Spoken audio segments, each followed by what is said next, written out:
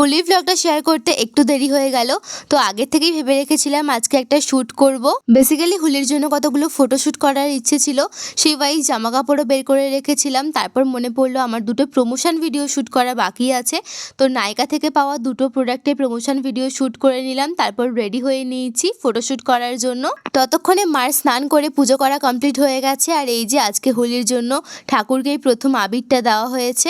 ঠাকুর ঘরটা ভীষণ সুন্দর করে সাজিয়েছে মা, দেখতেও দারুণ লাগছিল।